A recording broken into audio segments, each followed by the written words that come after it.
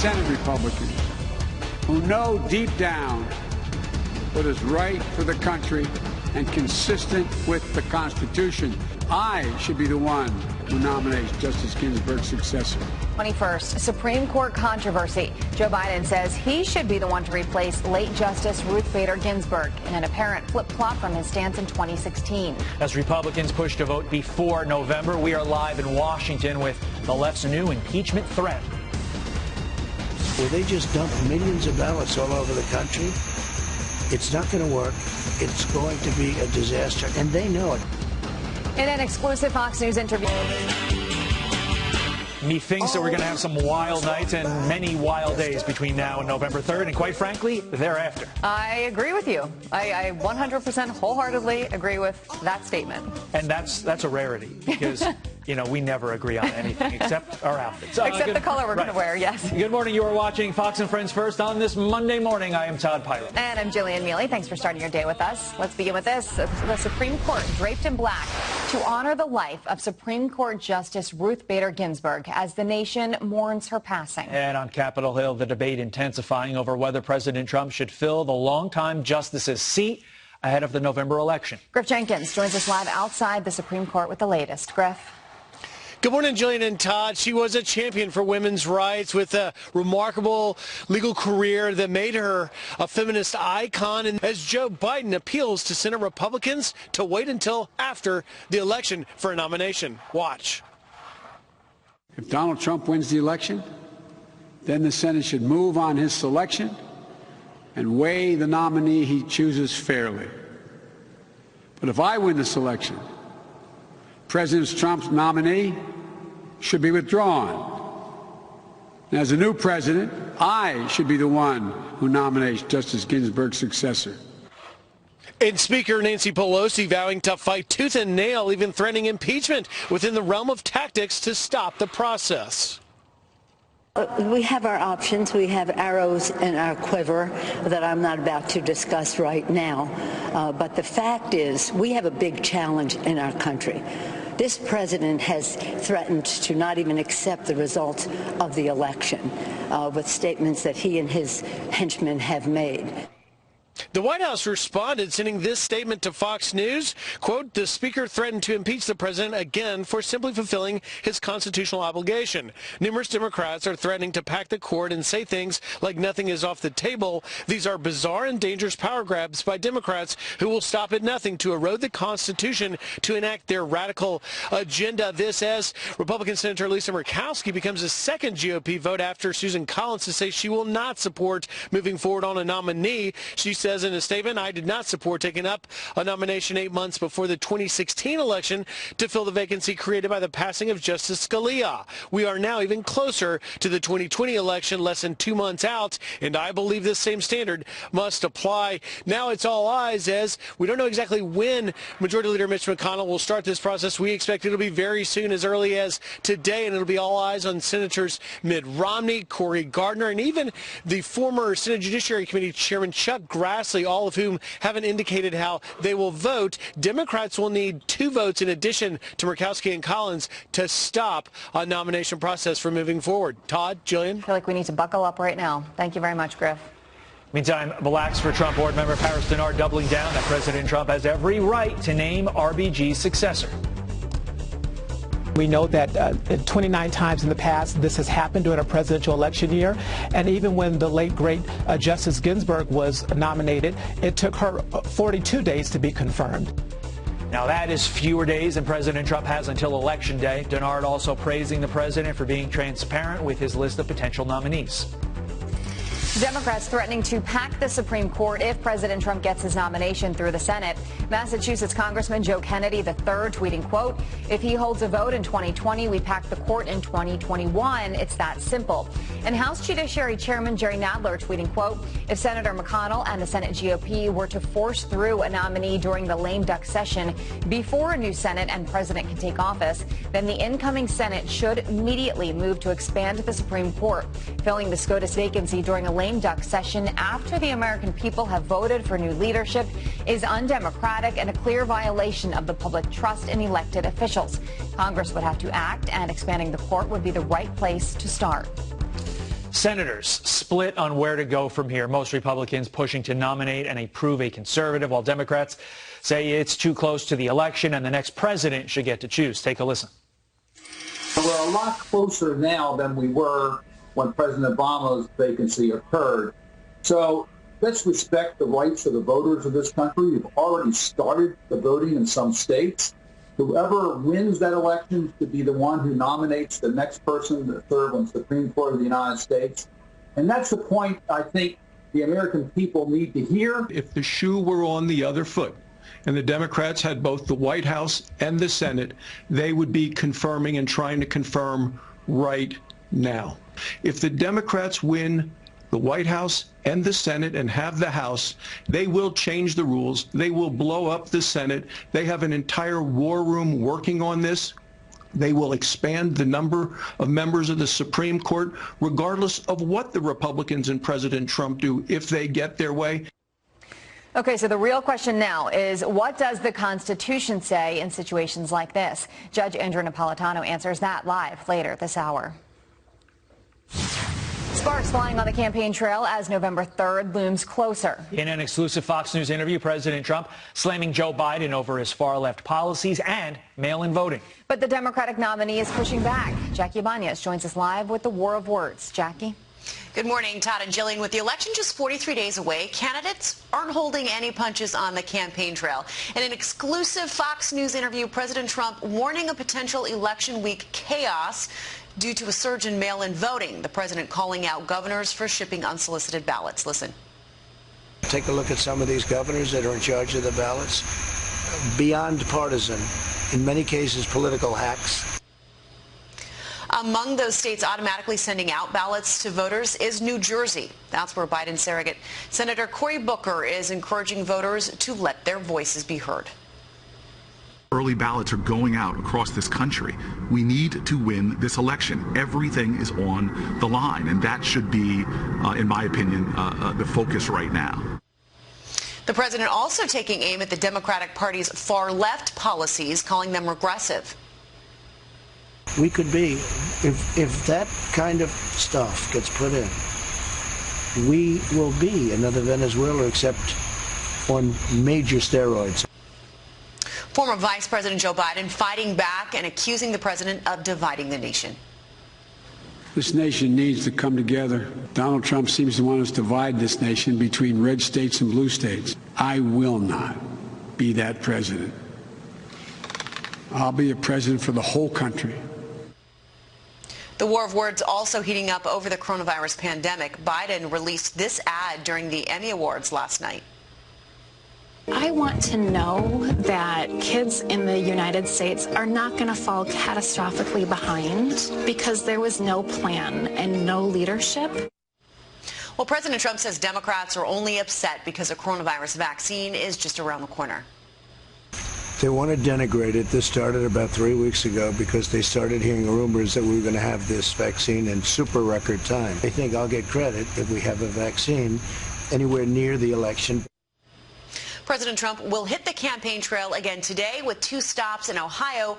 But first, he'll join Fox and Friends this morning at 8 Eastern Time. Todd, Jillian, I am convinced that President Trump does not sleep. Jackie, I think you're right. You're right. He's always going, huh? Yes. Thanks, Jackie. Meantime, a woman accused of sending the poison ricin to President Trump was arrested at the New York-Canada border. The letter, appearing to originate from Canada, was intercepted earlier this week before reaching the White House. CBP officers say the woman was arrested near Buffalo and is expected to face federal charges. Her name has not been released.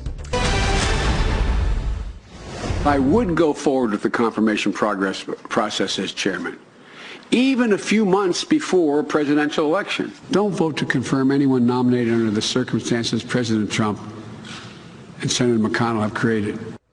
Okay, Joe Biden switching his position, now saying he's against the president nominating a Supreme Court justice before an election. Here to react, radio host Tony Katz. Tony, it's good to see you this morning. What do you think of that flip-flop there?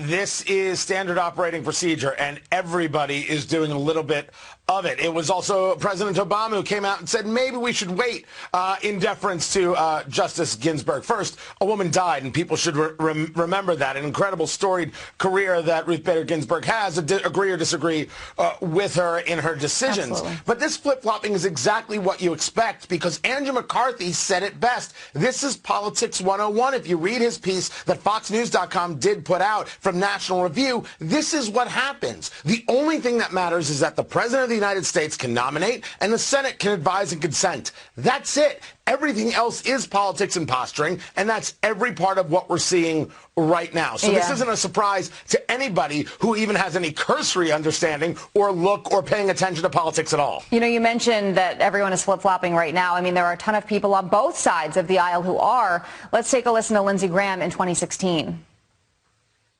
I want you to use my words against me.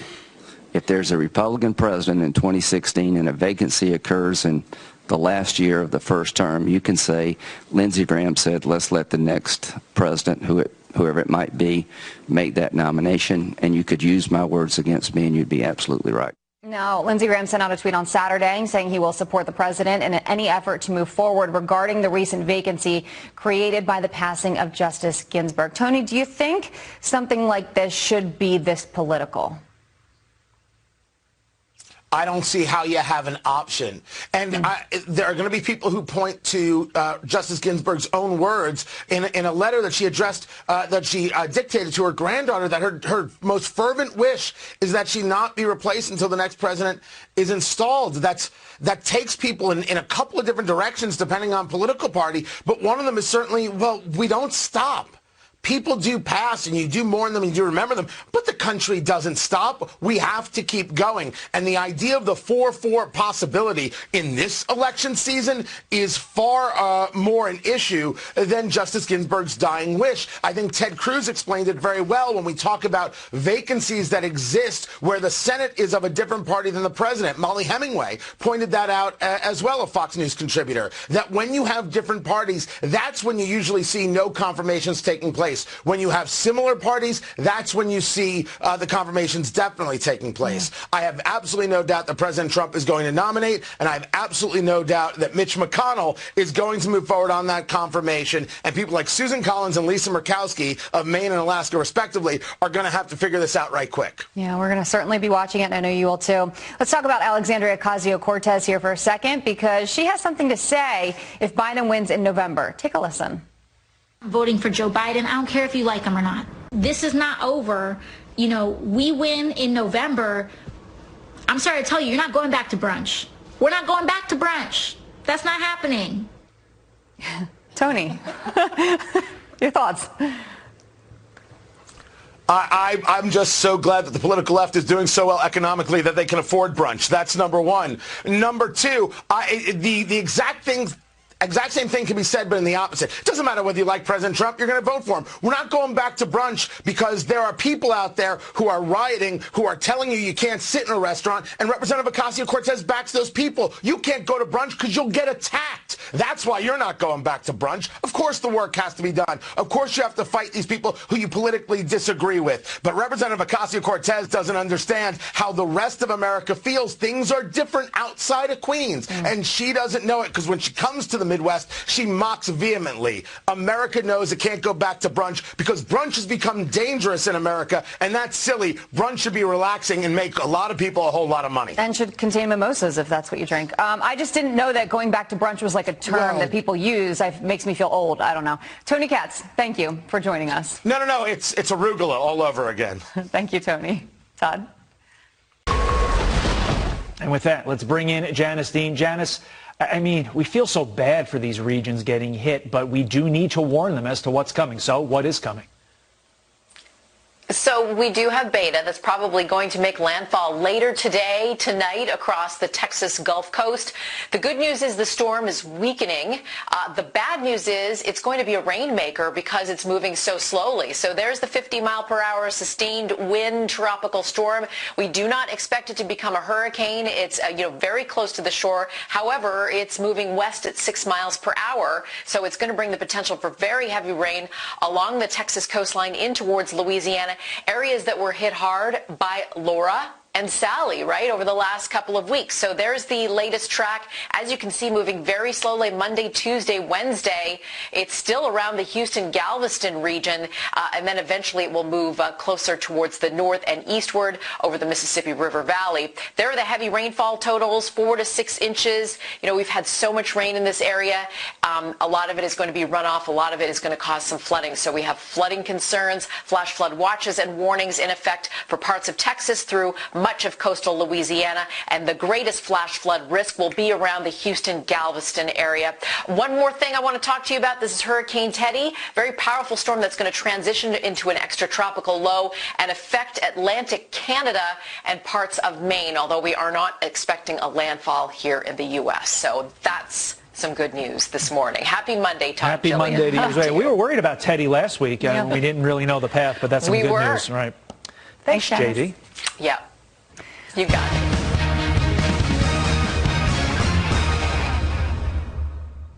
Your data is apparently safe from China under the new TikTok deal President Trump just okayed with Oracle. Cheryl Casoni from our sister network Fox Business joins us live with the latest. Welcome back from vacation, Cheryl. And guess what? TikTok's still in the news. Yeah, they still are. I didn't miss a beat. Good morning, guys, and I'm glad to be back. Yeah, the president putting his stamp of approval over the weekend of a deal that would see Oracle and Walmart form partnerships with TikTok's owner, ByteDance.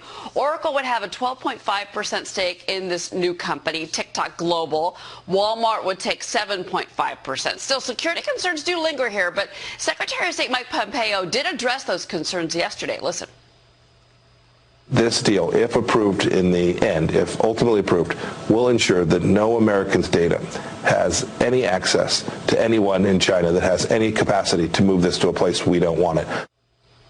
So how this works, Oracle would host the data for TikTok Global to eliminate worries that it would fall into Chinese government hands. Should mention Senator Marco Rubio is still a little worried about code that could compromise security. The companies still, by the way, need to approve the deal. So more news today, probably on TikTok, because it never stops. Yeah. Okay, so I guess I'm not really surprised to hear this, that apparently what you wear when you're working from home affects your productivity and performance. I mean, if you're in sweatpants all day, are you going to really get a lot of things done? I don't know. Well, maybe not. And that's what's so interesting about this. So there is science to actually the fact that you should be dressing up for work from home.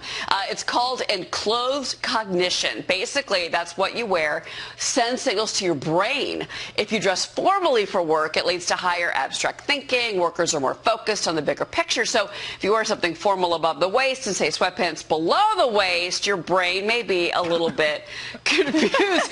And what I found so interesting is that, and I guess this goes to like Brian Kilmeade every day saying we should all put on pants. Well, this is true.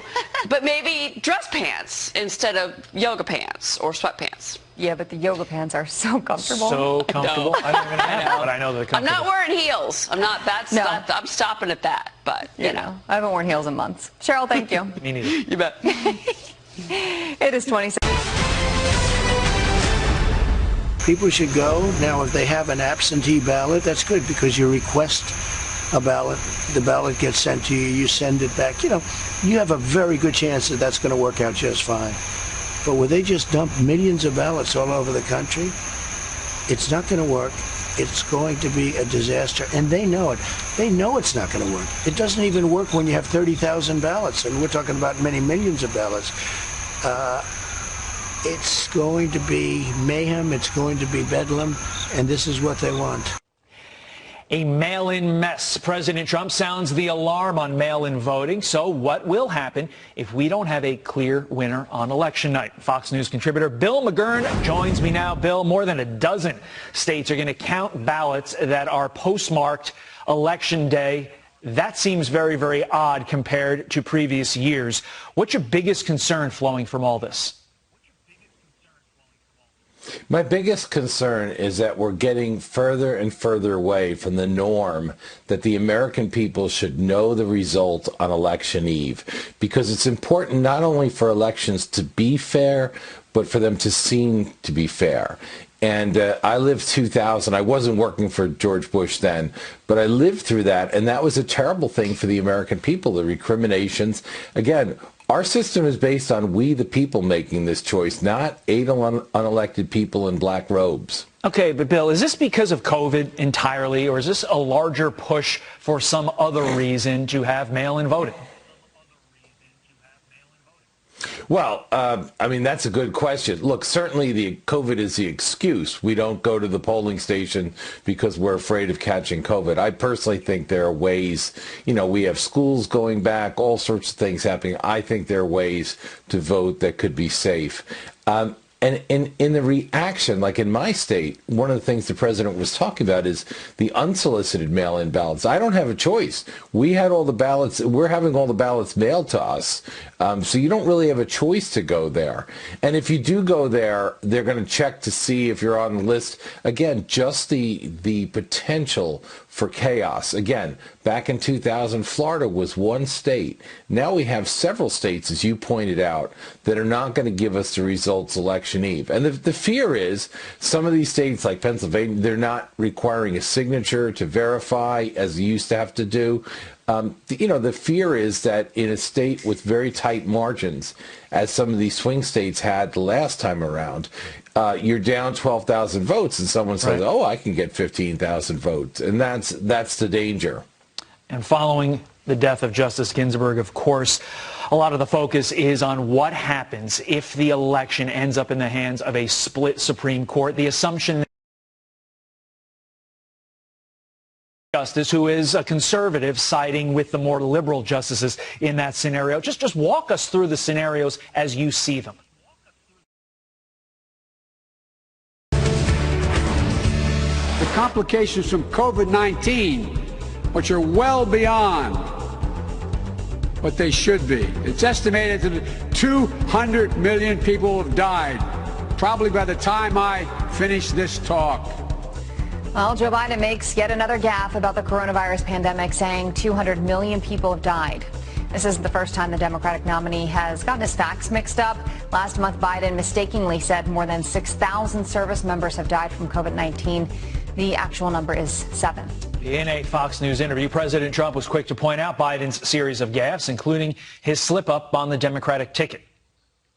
The whole thing is a sad thing. And you said it before, the Harris-Biden administration. Who would ever say such a thing? I mean, I've been here for quite a while now, almost 4 years, if you can believe it. I never said the Pence-Trump administration. You don't say that. It's like so unnatural. Who would say what he said? You would think it's impossible unless there's something wrong. President Trump will join Fox and Friends live this morning in the 8 o'clock hour.